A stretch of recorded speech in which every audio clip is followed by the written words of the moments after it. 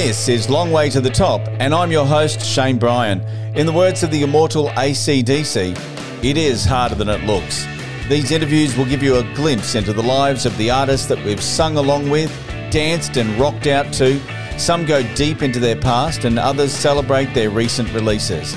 But all of them show that regardless of who you are, it's always a long way to the top.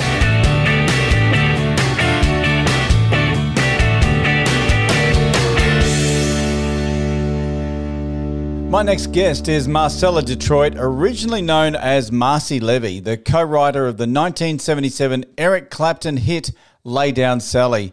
She's sung and songwritten for Aretha Franklin, Burt Bacharach, Belinda Carlisle. Marcy had a successful career in the duo Shakespeares Sister with ex-Bananarama member Siobhan Fahey. 2 top 10 albums, Sacred Heart and Hormonally Yours, and a number 1 single, Stay, that spent 8 weeks on the charts at number 1. Now a solo career with a brilliant album, Gold. Like many artists, she wrote all the songs during lockdown. Marcy is also part of the Parkinson's disease song Think Loud alongside Leo Sayer, John Illsley, Josh Phillips, Stuart Elliott, and a host of others. Today's Long Way to the Top guest, Marcella Detroit.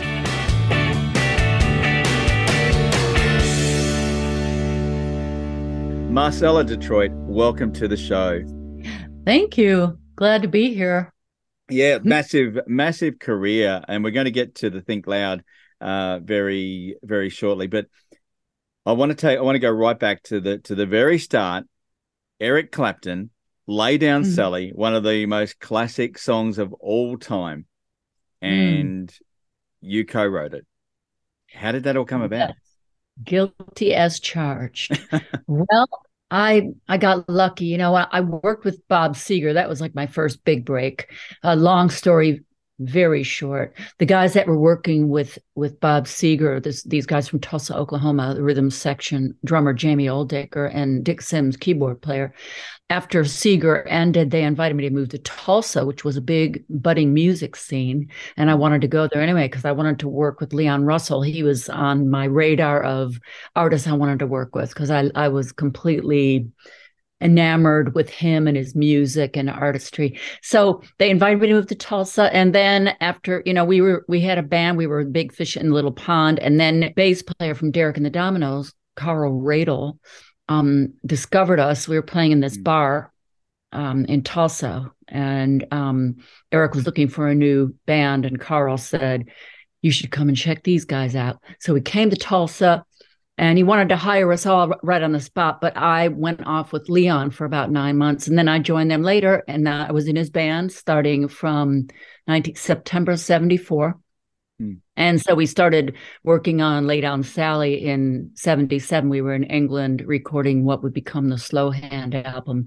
We were in the studio, in this iconic studio, called Olympic. I mean, anybody has recorded there, from the Stones to Led Zeppelin and you name it. And Eric just said to me one day, hey, Marcy, I want to write a song called Lay Down Sally. So I picked up a guitar and I just started.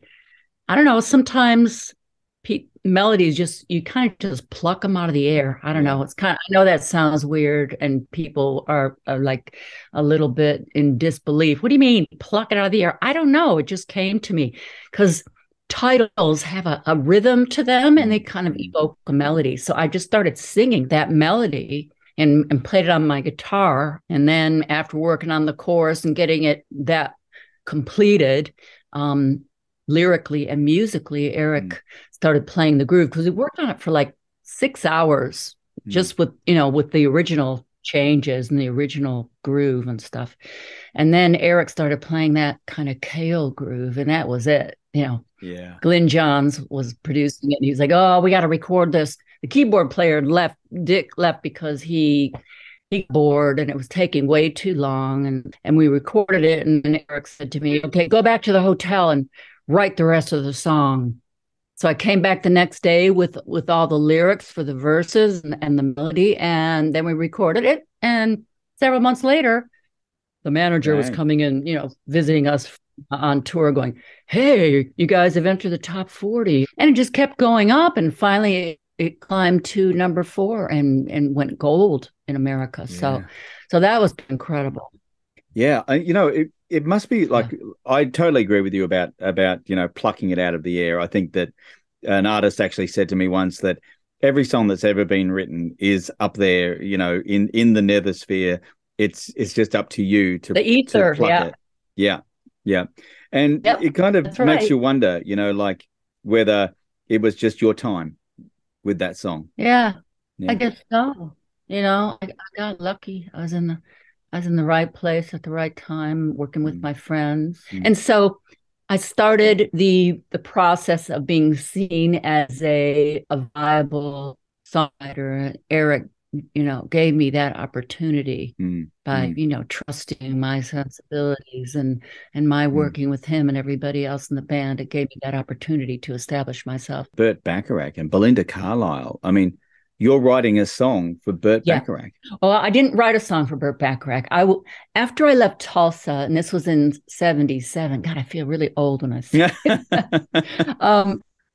I moved to Los Angeles because it was either New York or LA. I did Tulsa. I came from Detroit, moved to Tulsa, and it was either New York or LA. And I just could not handle New York. It was just too much for me, too much. I'd been there before. I'd been accosted. I had things stolen from me when I went there to do sessions. So I was like, I'm going to try LA. And a friend of mine moved here. And that proved to be a good move because I almost immediately started doing so much session work. My time in Clapton's band for the first time I was in his band came to an end, I don't know, maybe 6 to 8 months after I moved to LA, which is where I still am. And I started doing loads and loads of session work. And Burt Bacharach, I was getting calls from so many people to sing their demos, to do sessions with Aretha Franklin, one of my favorite producers of all time. So Burt called me one day and asked me to sing on a song of his. So I was just hired as a vocalist. Yeah, and of course, heading into Shakespeares Sister, fast forward all those years, and the duet, it was basically a duet with ex-Bananarama member Siobhan Fahey, and at the time she was married to Dave Stewart, right? So there was this kind of whole real sort of UK music force behind that was sort of thrusting Shakespeares Sister into the limelight. Would you say? Yeah, I'd say so. Although Richard is from Tulsa, that's how I met him, and he wrote Clapton's Promises, and he was living in this area, this suburb of LA called Encino, and then Dave Stewart and Siobhan moved in across the street from him, so he took that opportunity to introduce himself and said, I have a studio in my house, and I'm a professional songwriter. And Siobhan was getting ready to leave Bananarama, so they did some work together, and the next thing I knew was Richard called me and said, you should come over and do some work with us. And that was the beginning of it. So it was partially UK. And, it was Siobhan's band initially. I was just kind of a hired hand, but I became a 50% member for the second album. Yeah. But it was very driven by the UK and, the pop world over there and what was going on at the time, kind of alternative, alternative rock and roll started happening, pop rock, and we were on the forefront of it. Where did the name Shakespeares Sister come from? Siobhan picked that name. It's from a Smiths song. There's a line in one of the Smiths songs that says something about Shakespeare's Sister. Yeah. Yeah. And of course, the band was very, very alternative pop, very very in your face, especially with some of the imagery, and I think that was intentional, right? You wanted to be edgy. Yeah, Siobhan was tired of the image of Bananarama. She wanted to do something that she was actually feeling, not too glitzy and glamorous. Although they were quite edgy themselves, but she wanted to do something even edgier and a bit darker. And talk about, what she was going through at the time and her, perspective on things. Yeah. I would have to say you were one of the biggest bands of the late 80s, early 90s, especially in that whole sort of alt pop scene. What was the reason for not continuing? 2 albums in, a massive single with Stay. Yeah, it was unfortunate. I don't know. If I'm really honest, I always wanted to do my own album, and there was always talk of Siobhan wanting to take a break after we did the Hormonally Yours album. Yeah. Because she just had 2 children, and I just had my child, and we were exhausted, but there was an understanding that we would take a break after Hormonally Yours as Shakespeares Sister, and I would do my own album. It was part of the contract anyway with London Records, which was our label at the time. And then I was going to do my own album, and then the understanding was we would get together and do another Shakespeares Sister album. But unfortunately, it didn't happen. And she and I were very different people, and there was some acrimony going on. It was difficult, and Stay was not really, Siobhan never really liked the song. Right. And it became a huge hit. Massive. And she didn't, it went to number 8, stayed at number 8 in the UK for, number 1 for 8 weeks, which was unprecedented, and still holds a record for the longest running female UK band at number 1. But yeah, she never really liked the song, and it caused some problems, So, well, that was that. It happens. What can you do? These things happen. Yeah, it does. And you've gone on to a successful solo career, and you've got you also were I just going back to my 90s love of comedy. You were also in Ab Fab as the angel.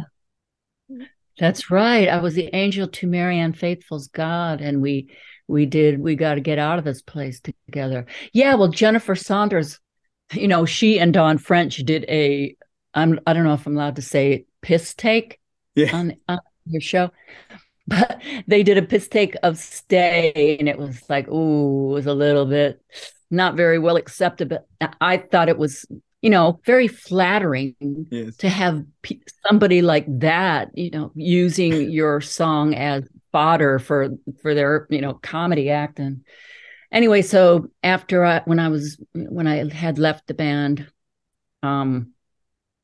Jennifer contacted me, and I was working on my Jewel album and doing promotion for that, which, by the way, I came over to Australia and got a silver record award for my single, I believe, which was fantastic. Excellent. But yeah, Jennifer contacted me and asked me if I'd like to write a few songs for The Last Shout. That was, the name of the episode. And I was like, yeah, sure. Are you kidding me? So I wrote a few songs, and she used them in the show, in the episode. And then, like, halfway through the writing, she said, would you like to be in it? And I was flabbergasted and honored. And of course, are you kidding? Would I like to be in it? So yeah, that was super cool. And I got to sing the song with Marianne, and had a few songs of my own in it, and also sang a version of this great gospel song called Oh Happy Day. Yes. So it was so incredible for me to work with her. And she's like one of the funniest, naturally funny people I've ever met, ever. Just absolutely brilliant. Yeah, no, amazing show, and I loved every episode. Now, you've got a brand new album out. Well, it's I was going to say brand new. It's a couple of years now, but your latest album, you wrote. Now, correct me if I'm wrong, but I heard that you said that you wrote 70 songs during lockdown, during the whole pandemic, and that you probably have an album's worth of material. I mean, how crazy was that? 70 songs. Well, it was really, I'm a very creative person, obviously. I'm happiest when I'm creating. So when the pandemic struck, it was like March 14th. I remember it 2020. Just finished the Shakespeares Sister reunion tour a few months before. At the end of November in 2019, I came home and just recuperating from the tour. And a few months later, all of a sudden, there's an announcement that we're in lockdown. And really, my only way to deal with it was to be creative, getting more insular, which is not always a good thing for me because I can tend to go down my own mind's rabbit holes. But I used the experience as a way to be creative, to talk about what I was experiencing, and to talk about, I even wrote a song. There's a song on the album, like you said, 70 songs during the entire lockdown. And after a while, I thought, there's several songs on here that sound very cohesive, and I think there's going to be an album here. So there was a song on it. There's a song on it called "Vicious Bitch," and it's about Mother Nature, how she can be so wonderful and give you all this beauty and all the incredible things that we are gifted with in life, and then she'll throw you a pandemic. Let's see how you deal with this. So that's what the song is about, It really helped me to deal with it because, I'd look out my window and just be terrified. Initially we didn't have a whole lot of information, what exactly was happening. What can we do about this? Like, where did it come from? What is the meaning of it? I mean, how serious is it? And then, there were hundreds of thousands of people dying in our country and all over the world. So it was best to just stay home. And I just used that time to create. It was a crazy time with nearly every artist I speak with sort of says it was the worst of time, but it was the best of time because it gave everyone a chance to really sort of reflect and refine their career and come out the other side completely changed. Yeah. I wrote like lots of songs, like we said, and picked out of the 70, I picked 10, but ended up being 20 songs total for the album. It's called Gold, and it was called Gold because it's like a 50-year celebration, 50 years of my life in music. Yeah, but really, I mean, I've been involved in music since I was a kid, since I was 5 years old. Always been involved in music, learning instruments, singing in choirs and trios and quartets and duos and whatever. I mean, I'm really fortunate. I've always had music. It's been like my best friend, when there's nobody else, I always had my guitar to turn to and make me feel better. So, yeah. So who was your inspiration then in terms of music? Oh, I have so many, but growing up in Detroit, oh my God, there was some incredible music came out of Motown. So I loved Motown. I loved the Supremes and the Temptations and the Four Tops and anything that came out of Motown, anything that came out of Detroit. Aretha, I would say vocally, Aretha was my biggest influence. Yeah, what a voice. Loved her. I love Joni Mitchell as well. I love blues. I love folk blues. I have quite a varied varied sensibilities as far as where all my inspiration comes from, like Sly and the Family Stone, Joni Mitchell. I love her lyrics. I love how she tells a story. I love Aretha's soul.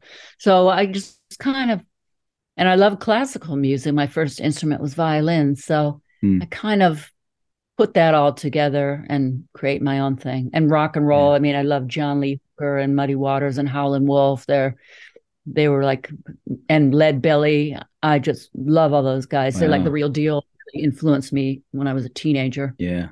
The real blues artists, the start of it all, really.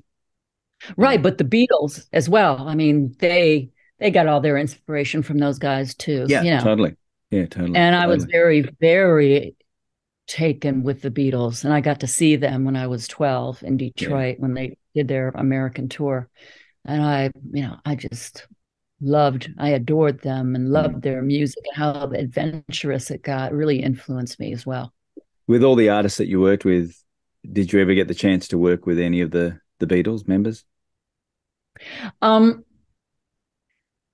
well, when I was working with Eric Clapton, we were in the studio in LA. We were recording the No Reason to Cry album, and Rob Fraboni was producing it. And I was in the studio. It was at the band studio out in Shangri-La in Malibu. I was working out this piano part and singing. And then I was in the live room of the studio, and I heard the door open one day, and I hear a voice saying, "Keep it up. You'll be really good one day." And I turn around, and it was George Harrison. And I was just like, ah! He was my favorite Beatle from the start, and to have him walk in the room and say that to me, I don't know, it blew my mind. I didn't really know what to say. I was just completely flummoxed. I was like, "Oh, thank you." And then I never got to work with him, but when we did the second album for Shakespeares Sister, we actually recorded it in his house. Wow. At Friar Park in his studio, because Dave Stewart was good friends with George. Yeah. Yeah. So they did like a house swapping thing where we came over to England and George went to LA and we stayed in his place. His wife was still there. Olivia was still there, and their son, Danny. And we hung out with them quite a bit. But yeah, we used his incredible studio to work on our Hormonally Yours album. So that was, if you would have told me that when I was a kid, you're going to meet him one day and you're going to actually stay in his house, I never would have believed that. No. Ever in a million years. No, I've just been so lucky, from the moment that I made up my mind that music was it for me, that I'm going to devote, I made a conscious decision. I'm going to devote my life to music. From the moment I made that decision, looked up at the sky and said it out loud, just to kind of communicate with the universe, this is what I'm going to do. I guess that was my way of saying it. I achieved above and beyond what I had hoped for. Yeah. That is awesome. What a great story. Thank you. So fast forward to now, and you have just completed Think Loud, the new single with Kindred Spirit. And of course, a host of artists, Leo Sayer, John Illsley, but you were all in different parts of the world, right? You recorded, you weren't actually all together. No, we were not. That was one thing about, the pandemic that really brought people together as well, doing stuff remotely, because we couldn't really, get together. We had to figure out how to do things remotely, which had been going on before, but now it was a necessity, We got clever, didn't we? So yeah, we got clever, and it's improving. In fact, I'm talking to somebody today about there's a creation of a new portal that is going to enable you to record things with people live instead of like recording stuff at home and sending files, because there's a bit of a latency, a lag with the sound if you try to do stuff live with people online. Yeah. So people are inventing devices that are going to enable us to do this without this latency problem. But yeah, so that's what we did. Ian Grant, who has Parkinson's, he asked me if I wanted to be involved. He wrote this brilliant lyric. And I was really moved, and I was so impressed. I didn't even know he wrote. I didn't know he was a lyricist, but and he had, I guess, Josh and Paul Mitchell write the song with him. It was a great song. It was really cool, kind of funky. Sounds like a bit of like Traffic. I don't know, meets some kind of soul and blues, and melodic as well. It's a really cool little song. And I thought, oh yeah, I could totally hear something on that I could contribute. Because it's a great cause. Ian, of course, is was the manager for Big Country. That's right. Which was a fabulous band. And I think, with the having that experience in there, and I'm sure that he's probably thought to himself, I could write a song or two out of all the life that I've had. Yeah. So well, he did. How's the song going? How's the reception been so far? I guess it's been really good. They're getting it out there. And I mean, promotion on it only started a few weeks ago. So I imagine it's going really well. Yeah. From the updates I've gotten. Yeah, we're pushing it here. We love it. We think I think it's one of those things that, it affects so many people in so many ways. And it would be great to see a cure. And I recently watched the Michael J. Fox documentary Still, and really gave me an insight into how the whole disease works. I haven't seen that. I should check it out. Yeah, definitely. But I'm honored to be part of it and help out, because it definitely needs to have more awareness brought to it. Yeah. Fantastic. Well, what a fantastic career. And thank you for joining me and sharing some of the stories that, reflecting back on your amazing 50 years of music. Well, 52 now. Yeah, that's right. Yeah, there you go. Time goes by. It does. It does. Marcella Detroit, thank you for joining me on the show. You're very welcome, Shane. It's my pleasure. Thanks for listening. I hope you've enjoyed this episode of Long Way to the Top. Hit plus or follow to subscribe to the podcast, and head over to Facebook at the Long Way to the Top podcast and give us a like. Keep on rocking, and I'll catch you on the next episode of Long Way to the Top.